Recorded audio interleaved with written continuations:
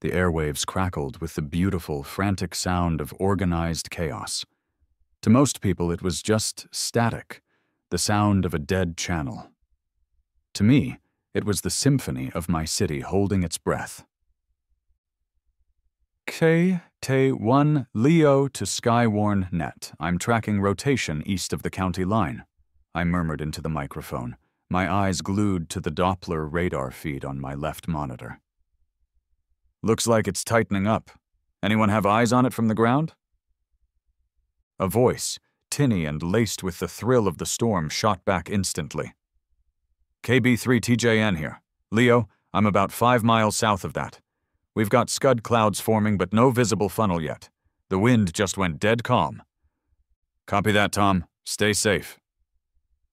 This was my sanctum. My home office, my radio shack, my digital command center. Wires snaked across the floor and behind desks in a way that would give a fire marshal hives, but to me, it was a perfectly orchestrated ecosystem.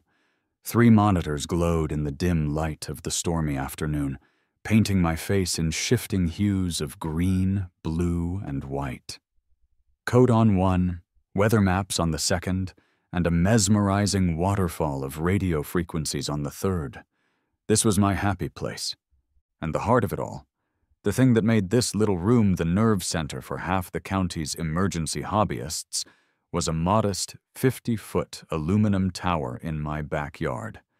My little metal tree. It held aloft the antenna for my VHF, UHF repeater, the crown jewel of my station. It was the lighthouse that let Tom, 5 miles away with a dinky handheld radio, talk to me like he was in the next room. It was also, according to a series of increasingly passive-aggressive newsletters, the bane of the Northwood Estates Homeowners Association's existence. They thought I was using it to talk to aliens. I wish. Aliens would be infinitely less complicated and judgmental than the new HOA board president, Brenda Kravitz. In her mind, my tower wasn't a community service. It was a blight, a visually polluting metal monstrosity that was single-handedly waging war on our collective property values. A sudden sharp rap on my front door pulled me from my trance. It wasn't the gentle knock of a neighbor. It was a knock that carried its own sense of authority, a knock that had already judged you and found you wanting. I sighed, leaning back in my chair. K1 Leo, standing by for a moment, I said into the mic, toggling the transmit switch off. The timing was almost impressive. The storm was 10 minutes from its peak, and evil was knocking at my door. I swung the door open, and there she was, in the flesh. Brenda Kravitz. She was a woman in her mid-50s who dressed in the HOA-approved palette of beige, taupe, and disappointed tan. She held a clipboard against her chest like a ballistic shield, her lips pursed into a thin line of disapproval that seemed to be her default expression. Flanking her, looking profoundly miserable and damp from the drizzle, was a lanky man in a stained work shirt. He was the HOA's designated handyman, a sort of jack-of-all-trades and master of none, whose primary skill seemed to be avoiding eye contact. "Mr. Maxwell," Brenda began, her voice crisp and devoid of any warmth. She pronounced my name like it was a piece of rotten fruit she'd just discovered in her crisper drawer. "Brenda," I replied, leaning against the doorframe. I made a point of using her first name. It was a small act of rebellion, a refusal to acknowledge the title she so clearly adored. "What can I do for you on this lovely, apocalyptic afternoon?" Her eyes narrowed. She ignored my sarcasm, a feat that must have required immense self-control, and gestured vaguely towards my backyard with her clipboard. "The Homeowners Association has deemed your structure to be in violation of Covenant 17 subsection B, paragraph 4, aesthetic harmony." I blinked slowly. Aesthetic harmony. That's a new one. Is that next to the rule about seasonal wreath displays? "I can assure you this is no laughing matter," she snapped. "This letter," She thrust the clipboard forward, forcing a piece of paper into my hand. "Is a formal cease and desist. We have received numerous complaints about the unsightly nature of your metal pole." "It's a federally registered radio antenna, Brenda. We've been over this. It's part of the ARES network. The Amateur Radio Emergency Service. It's for, well, look outside. It's for this." I gestured to the bruised purple sky. "The only emergency I see is the precipitous decline in our neighborhood's curb appeal," she retorted, a line so perfectly rehearsed it had to be her go-to in front of the mirror each morning. "You have 24 hours to have it professionally dismantled and removed. If you fail to comply, the association will take steps to remedy the violation itself." A cold knot formed in my stomach. This was different. The passive-aggressive newsletters were one thing, but this was a direct, formal threat. "Remedy it how?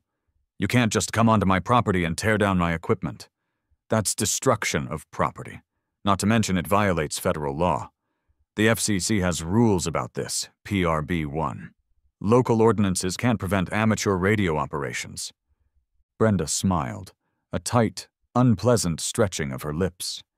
It was a smile that didn't reach her cold, calculating eyes. "This is a private community, Mr. Maxwell.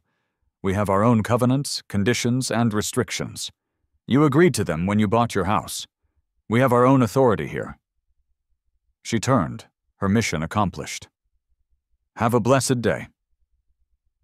The handyman gave me a brief, apologetic look before scurrying after her like a well-trained dog. I stood there, the letter in my hand, the wind whipping the rain against my face. "Our own authority." The words echoed in my head. She was a petty tyrant ruling over a fiefdom of manicured lawns and identical mailboxes, and she had just declared war. I slammed the door and stormed back to my shack, my mind racing. I spent the rest of the day and most of the night drafting a meticulously researched, powerfully worded email to the entire HOA board, complete with citations from FCC regulations, federal case law, and a closing argument that would have made Perry Mason proud. I laid out, in no uncertain terms, how their actions were not only misguided but profoundly illegal, and would open them up to a world of legal and financial pain.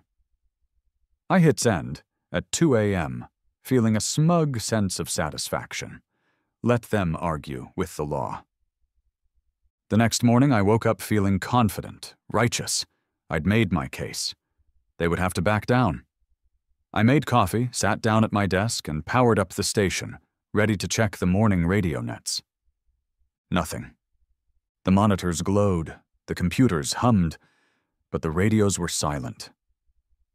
The mesmerizing waterfall display on my main screen was a flat, dead line. It was the digital equivalent of a heart monitor after the patient has coded. A cold dread washed over me. I stood up and walked to the window overlooking my backyard. And there he was, Snippy the handyman. He was standing at the base of my tower, a pair of bright red bolt cutters in his hand. At his feet lay the severed end of the thick, black LMR 400 coaxial cable that connected my tower to my house. He'd just cut it. As I watched, he gave a weak, pathetic thumbs up towards the street. I followed his gaze and saw her car, a pristine white Lexus, parked just beyond my property line. Brenda was in the driver's seat, watching, her silhouette unmistakable. She didn't even have the guts to stand on the sidewalk this time. She'd done it. She'd actually done it. She sent her flunky to vandalize my property and disable my station. The sheer, unmitigated audacity of it was breathtaking. My mind went through a rapid series of emotions. First, white-hot rage.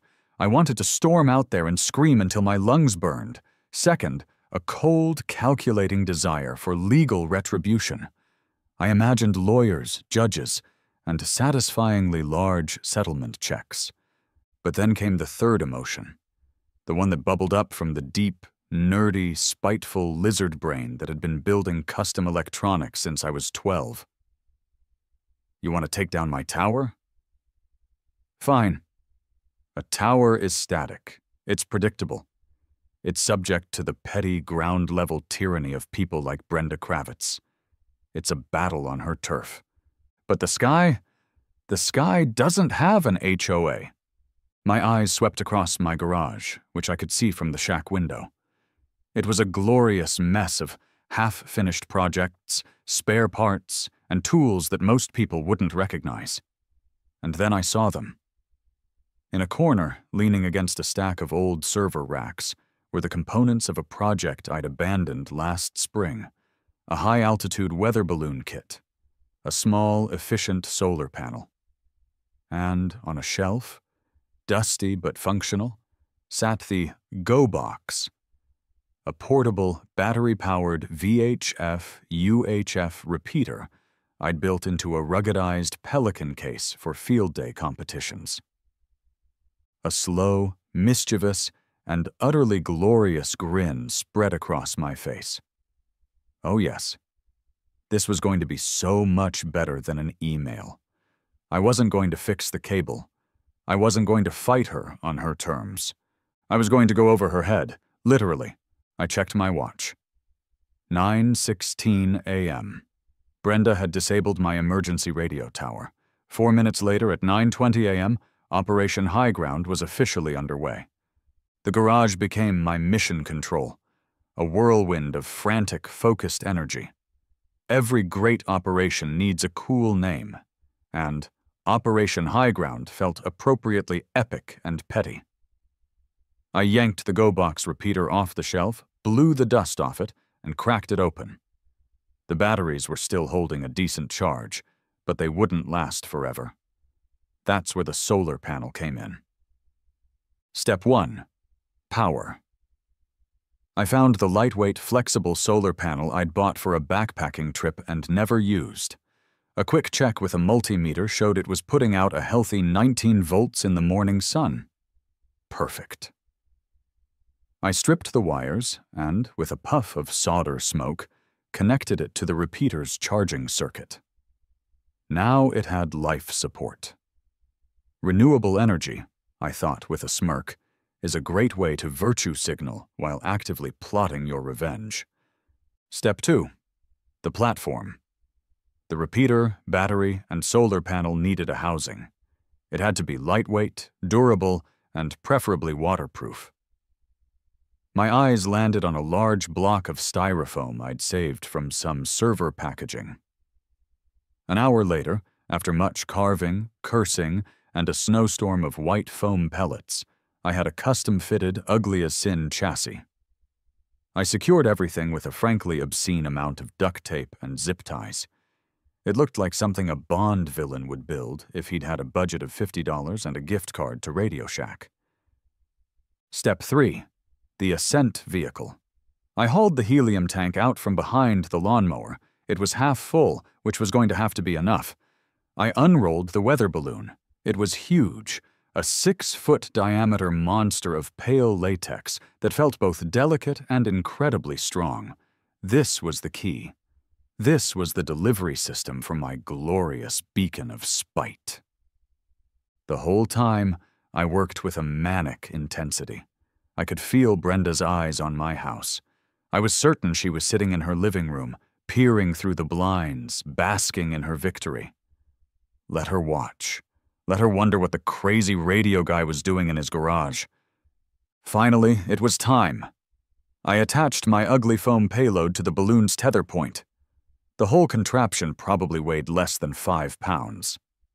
I did a quick radio check with my handheld, keying the mic and listening for the repeater's telltale kerchunk and courtesy beep. It worked. I peeked out the garage door. The coast was clear. Brenda's Lexus was gone.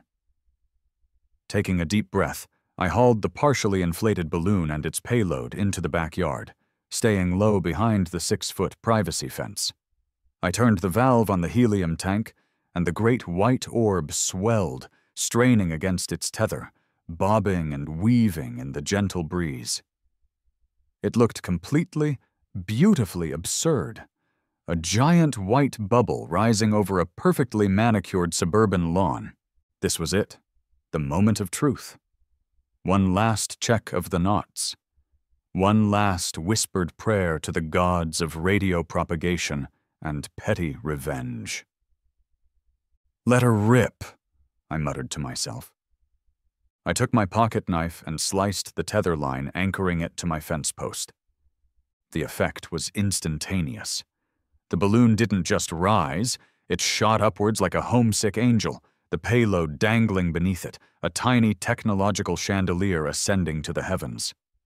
It cleared my roof in seconds, then the tops of the tallest oak trees in the neighborhood. I watched, breathless, as it shrank, a beautiful white middle finger to the HOA, climbing higher and higher into the crisp blue sky. For a terrifying moment, I imagined all the things that could go wrong. A sudden gust of wind slamming it into a power line, a hawk with a grudge and a sharp beak, a catastrophic failure of my duct tape engineering, raining electronics down on Brenda's prize-winning rose bushes. But it just kept going. Up, up, and away. I sprinted back into my shack, my heart hammering against my ribs. I grabbed my trusty handheld radio, the same kind of radio Tom the storm spotter used, and tuned it to the repeater's frequency. For a second, there was only silence and static. My stomach dropped. Did it fail? Was the battery already dead? And then I heard it. A faint beep-boop. The repeater's boot-up sequence. It was alive. It had reached an altitude where the solar panel had a clear, unobstructed view of the sun. It was powering on. I raised the radio to my lips, my hand trembling slightly. K1. Leo. Testing. 1, 2, 3. Testing. My own voice came back to me through the tiny speaker. Not faint, not scratchy, but booming, crystal clear, and impossibly strong. It was glorious. It was like I was transmitting from the hand of God. The balloon had to be at least 1,000 feet up already, maybe more. Its radio horizon was immense. A call came in before I could even revel in my success. The speaker crackled to life. "Leo, is that you? Holy cow, your signal it's just massive." It was Sarah, a volunteer firefighter who lived 3 blocks over. "I'm reading you 5x9 all the way from the North Station. What did you do, buy a commercial broadcast tower?" I leaned back in my chair, a slow, triumphant smile spreading across my face. I keyed the mic, trying my best to sound nonchalant. "Just made a few atmospheric adjustments, Sarah," I said smoothly. "Good to know it's working." I felt a surge of pride, a feeling of pure, unadulterated genius. I had done it. I had beaten Brenda at her own game. This was immediately followed by a cold wave of a completely different feeling, a thought that chilled me to the bone. Oh crap, what have I done? The knock on the door, when it came an hour later, was less of a surprise and more of an inevitability. I'd spent the intervening time marveling at my creation's effectiveness. People were checking in from 2 counties over. My little spite balloon was outperforming the old tower by a factor of 10. I had accidentally created a super repeater. I swung the door open to find Officer Miller standing on my porch. He was young, probably still in his 20s, with a haircut that was too short and a look on his face that said he was profoundly tired of dealing with the domestic squabbles of Northwood Estates. Behind him, on the public sidewalk, stood Brenda Kravitz, her arms crossed, pointing dramatically at the sky, where my balloon was now just a tiny white speck against the vast blue canvas. "Sir," Officer Miller began, letting out a long, weary sigh, "I'm going to need you to be completely honest with me. Did you launch a large balloon from your backyard this morning?" I leaned against the door jamb, affecting an air of casual innocence. "Why, yes, officer. It's a weather balloon, for science, tracking atmospheric conditions." "Right, science," he said, the word dripping with skepticism. He glanced over his shoulder at Brenda, who was now vibrating with a barely contained fury. "The complainant, Mrs. Kravitz," he gestured vaguely with his thumb, "alleges that you are operating an unlicensed, flying radio station." "It's not unlicensed," I said calmly, enjoying this far more than I should have. "It's a temporary amateur radio repeater, operating under my FCC license, K1LEO. It's perfectly legal. What is illegal, however, is her hiring someone to come onto my private property to destroy my permanent, registered communications equipment, an act which, I might add, constitutes felony vandalism in this state." Officer Miller pinched the bridge of his nose, his eyes squeezed shut. I could practically hear his will to live evaporating. Okay. Let's just... one thing at a time. Is anyone in danger? Is the science balloon going to fall on anyone? It's equipped with a recovery parachute in the event of failure, I explained. And the only danger present in this situation was the one Mrs. Kravitz created when she deliberately cut a vital piece of infrastructure for the local emergency response network. You should ask Sarah over on Elm Street. You know, the volunteer firefighter? Ask her if she feels safer now or 3 hours ago when the repeater was dead silent during a thunderstorm warning. I had him. The mention of a firefighter and emergency response made his cop brain twitch. This wasn't just a squabble over aesthetics anymore. He looked from me to the sky and then back to Brenda. He walked back to the sidewalk and had a short, mumbled conversation with her. I couldn't hear the words, but I could see her gesticulating wildly.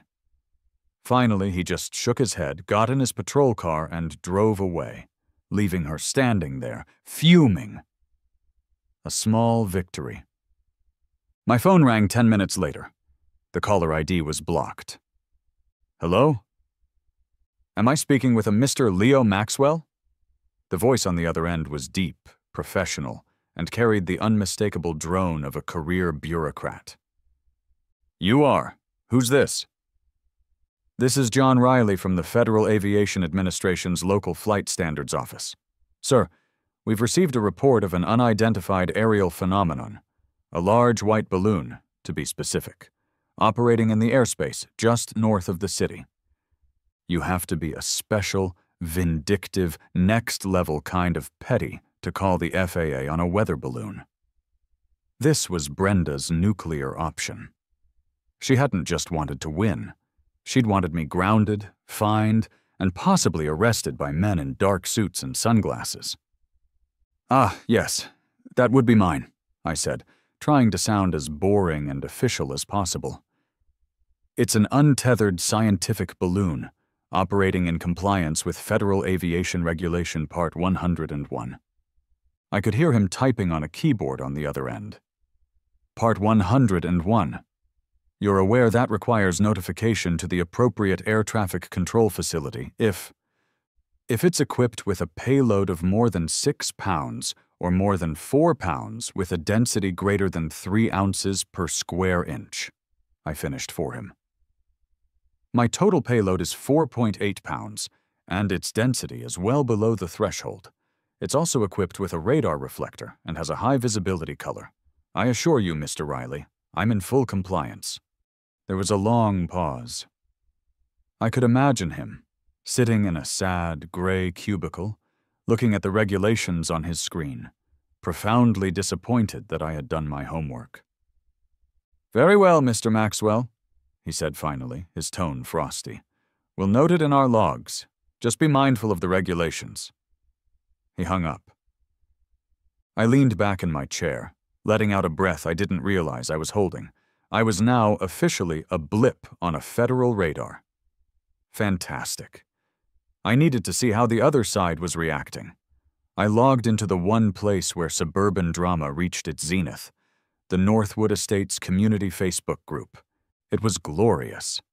The page, usually a sleepy feed of lost cats and complaints about garbage cans being left out too long, was on fire. Sarah, true to her word, had made a post. Sarah Gable. Huge thank you to whoever got the emergency repeater back online. The signal is stronger than ever. It was dicey there for a bit during the storm, and now we have clear comms across the whole county. You're a lifesaver, whoever you are. #local hero. The comments were a waterfall of beautiful chaos. Gary's son, David. Is that what that is?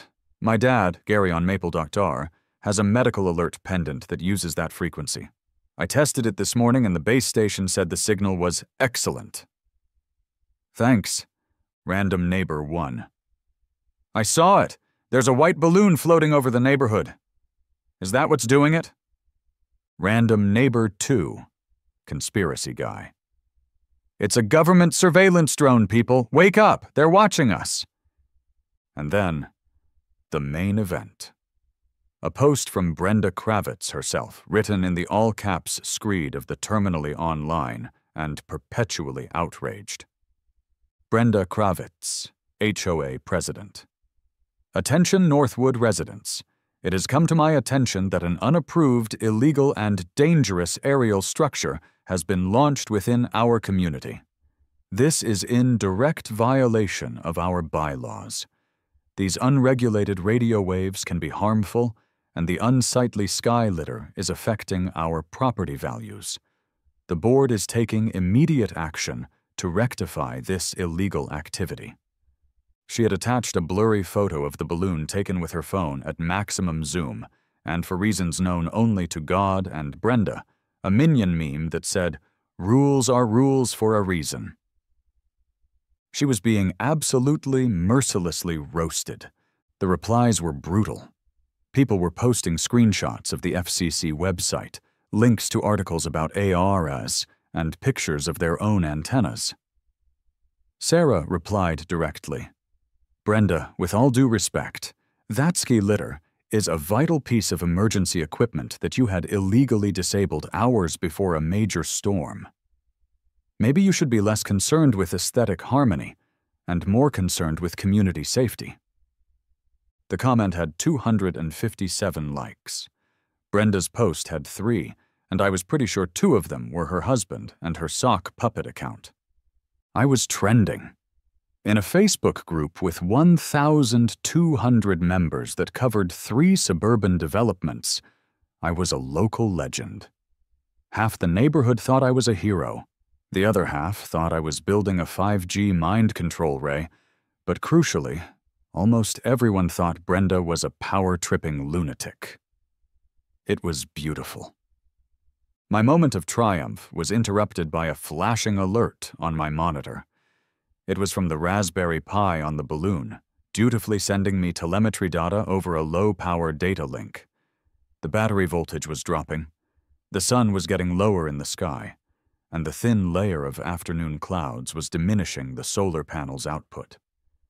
The battery wouldn't make it through the night. On top of that, the wind speeds at 2,000 feet were picking up, putting a constant, worrying strain on the tether line I had anchored to a tree in the woods behind my house. My glorious creation was mortal. It was a brilliant, flashing middle finger, but you can't hold your middle finger up forever. Eventually, your arm gets tired. The balloon was a temporary fix, a magnificent proof of concept. But I needed a permanent solution. I needed something that didn't rely on the weather or a finite supply of helium. It was time to replace the finger with a monument, a new tower, a bigger, better, stronger tower anchored in concrete and righteousness. It was time for Project Vengeance. Finding a contractor willing to step into the middle of an active HOA war zone, I soon discovered, was like trying to find a unicorn who also happened to be a certified welder. My first few phone calls were a comedic disaster. I started with the big, professional companies from the city. "Northwood Estates HOA?" The first guy, a slick project manager named Chad, said after I explained the situation. There was a long pause. "Our minimum engagement fee for projects involving disputes is $10,000, non-refundable, just to come out and do a site survey." He said the word disputes like it was something sticky he was trying to scrape off his shoe. "10 grand? To look at my backyard?" "Hazard pay. he said, and hung up. The second call was to an old-school TV and satellite dish installer. He was a gruff old guy named Sal. "A repeater, you say?" he grunted.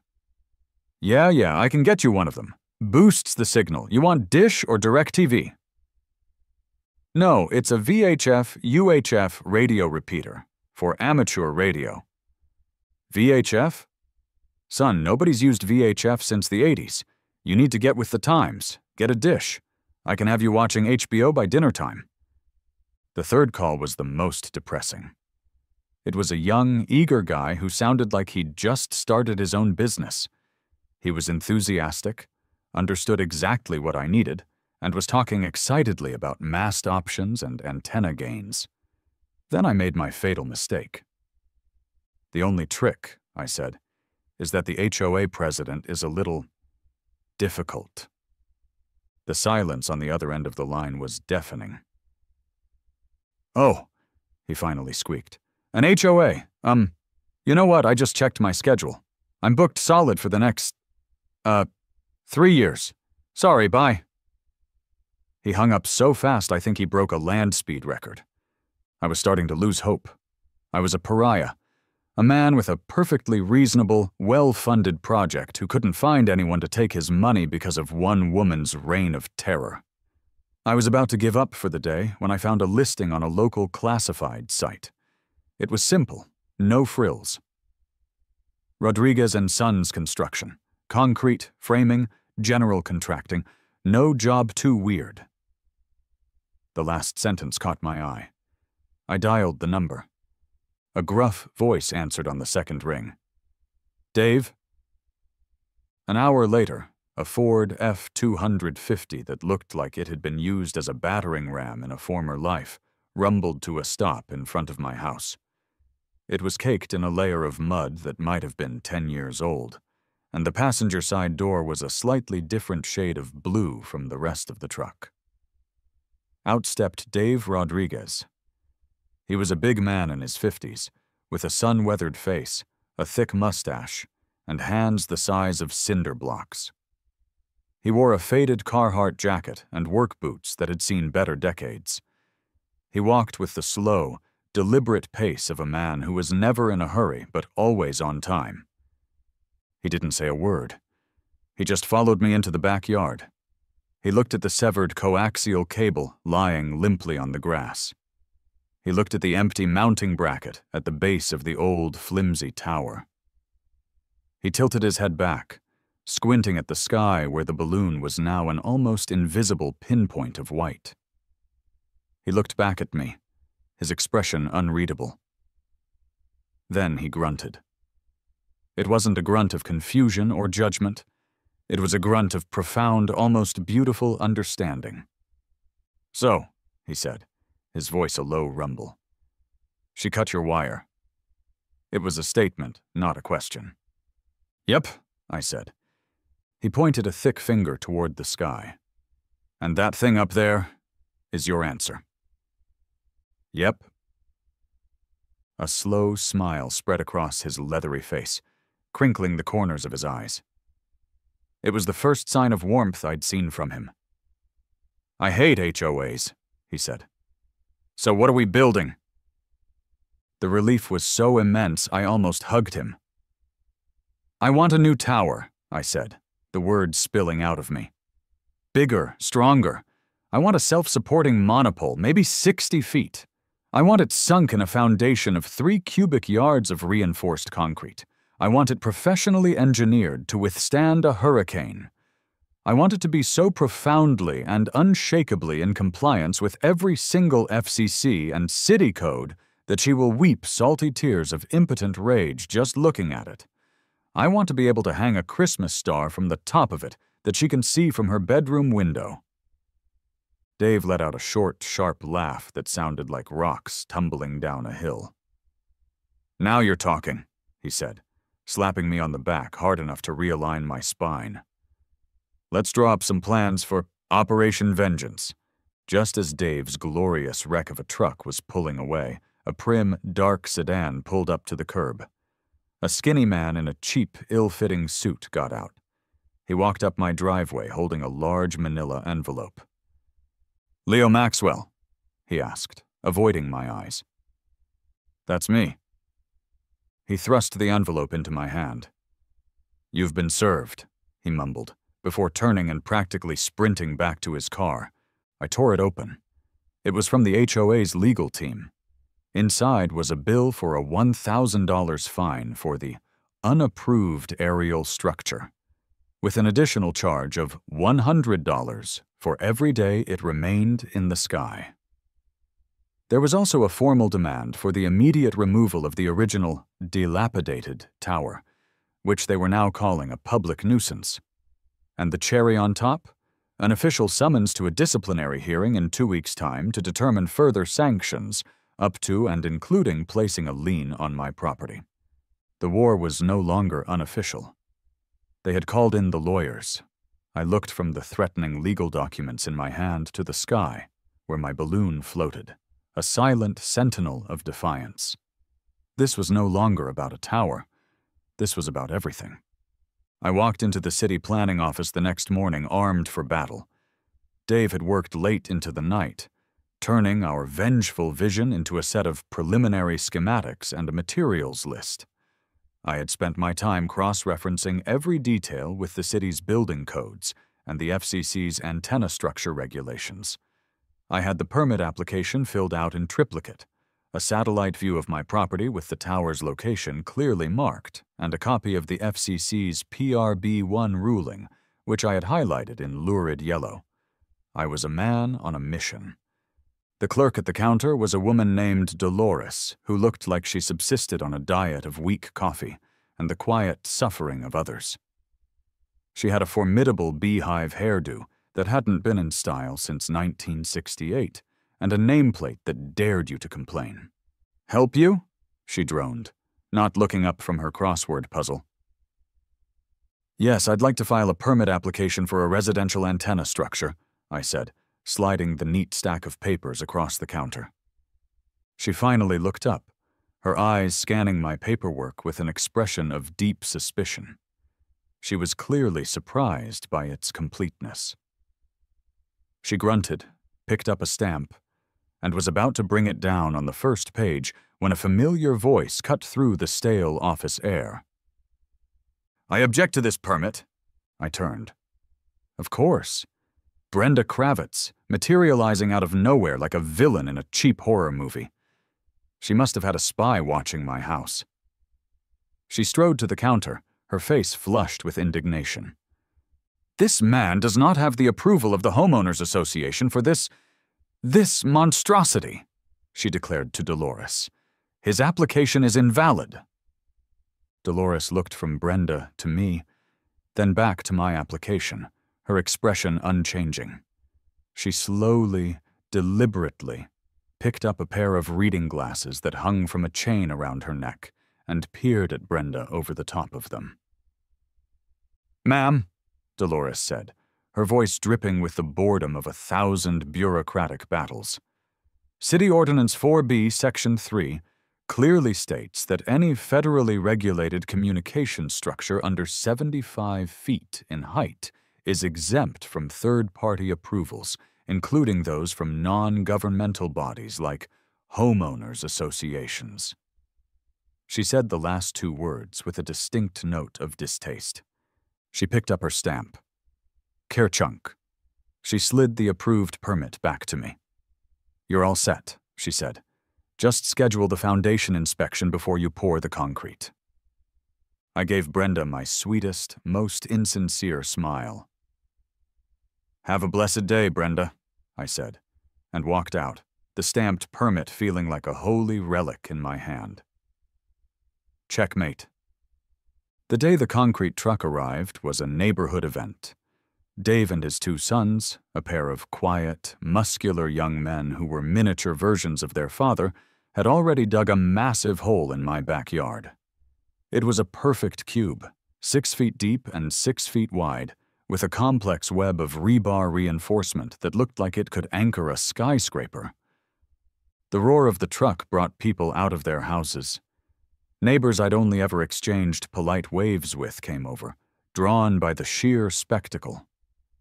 Sarah, my firefighter ally, brought a box of donuts and a thermos of coffee for Dave's crew. Old Gary, the man whose medical alert I'd inadvertently supercharged, wheeled himself over in his wheelchair and watched from his patio, giving me a solid thumbs up. As the wet, gray concrete churned down the chute and filled the hole, I looked up at my balloon. It was still up there, a loyal soldier holding the line. But it was looking a little sad, a little deflated. Its tour of duty was almost over. It was looking down on its replacement, its legacy, being literally set in stone. The atmosphere wasn't one of construction. It was a community barn raising, but for a tower of pure, unadulterated spite. It was no longer just my tower. It was becoming ours. The day of the raising was a week later. The concrete had cured into a block of manufactured bedrock. A crane, far larger than was probably necessary, idled on the street, its arm ready to hoist the gleaming 60-foot galvanized steel monopole into place. It was a thing of beauty, a sleek, tapering finger of defiance ready to be pointed at the sky. And that's when Brenda made her last stand. As the crane operator was preparing to lift the tower, she came sprinting down my driveway, her face a mask of crazed fury. "Stop! I forbid this! You are destroying this neighborhood!" she shrieked, her voice cracking. She ran past me, past Dave, and planted herself directly under the spot where the tower was meant to be lowered onto its bolts.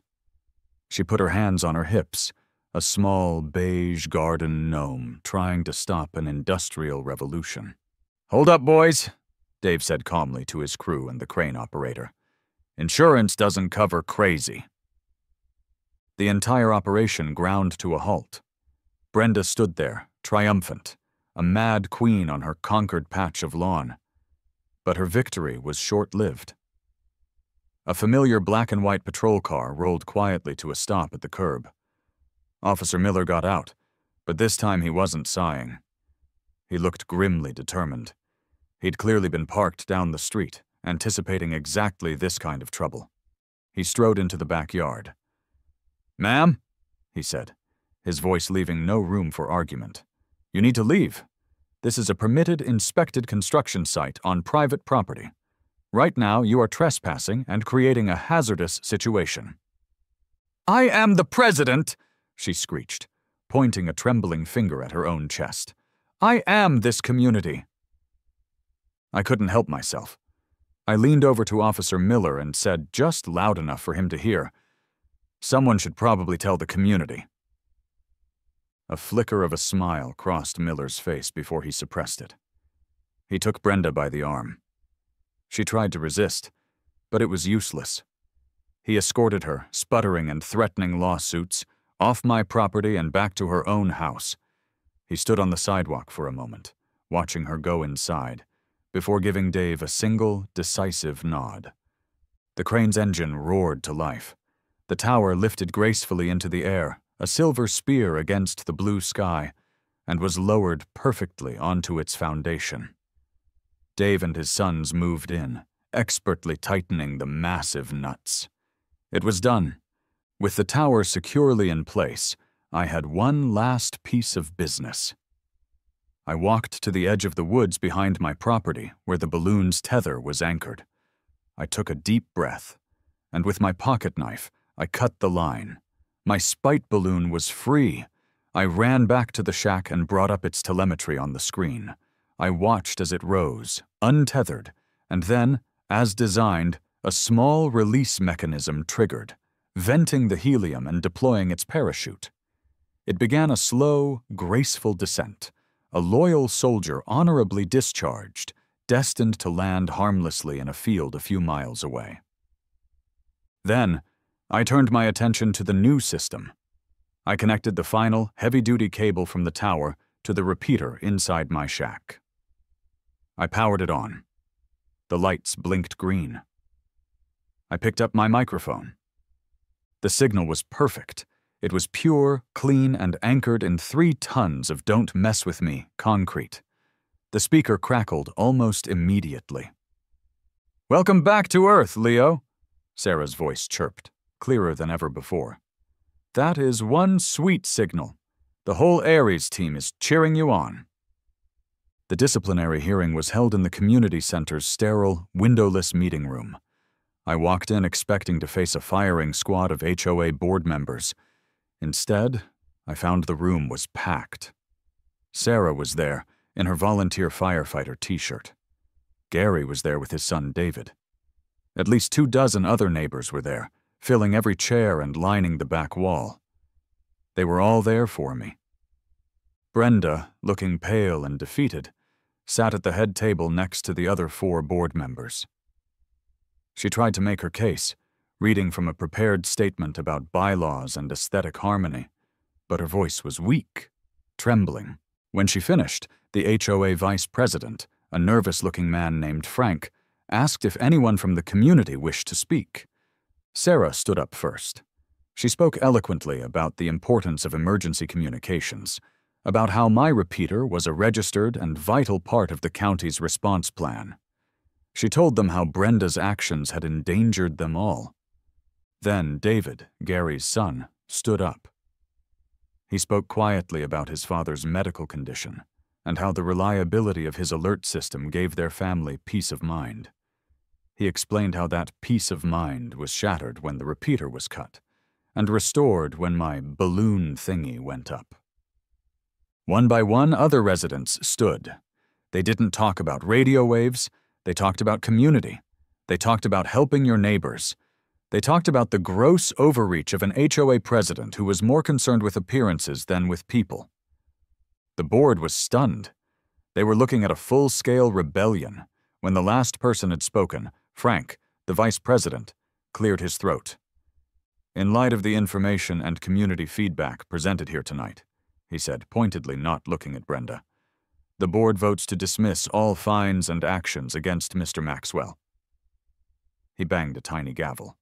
"Furthermore, we will be calling an emergency session next week to hold a new vote on the Aesthetic Harmony bylaw and on the board presidency." The room erupted in applause. Brenda stared down at the table, her face ashen. It was over. She had lost. A few weeks later, I was sitting in a lawn chair in my backyard, sipping a cold beer. The new tower gleamed in the setting sun, a permanent fixture on the horizon. Dave's F-250 rumbled up, and he got out, carrying a small cooler. He'd been in the neighborhood and stopped by to check on his handiwork. "Still standing, I see," he said, handing me a beer. "She ain't going nowhere," I said, patting the concrete base like it was a loyal dog. "You know," he said, settling into the other lawn chair, "for a guy who started a war with a balloon, you're all right, Leo." "It wasn't a war," I said with a grin. "It was a special communications operation." He laughed, that rocky laugh. "Right. Hey, next time you feel the need to build something purely out of spite, you give me a call. I've got a discount for frequent flyers." We sat in comfortable silence for a while, watching the sunset paint the sky orange and purple. Brenda had been voted out in a landslide. The bylaw was repealed. A new era of benign neglect had dawned on Northwood Estates. Later that night, I was in the shack, idly spinning the dial on my radio, listening to the calm, clear chatter of the local nets. The airwaves were healthy. I heard a new voice, hesitant and nervous, trying to make a contact. A young kid, judging by his voice, calling out his new call sign. He was asking for a signal check, the first thing every new ham does. He sounded excited and a little scared. I smiled, picking up my microphone. The kid was miles away, probably transmitting with a cheap radio and a tiny antenna, but my tower could hear him perfectly. "Kilo 1 Lima Echo Oscar," I said, my voice booming across the county. "Reading you loud and clear, kid. Welcome to the hobby." The cycle continues. A new voice on the air, a new link in the chain. and I had a feeling no matter what came next, his signal would be strong. Thanks to a little bit of spite and a whole lot of helium.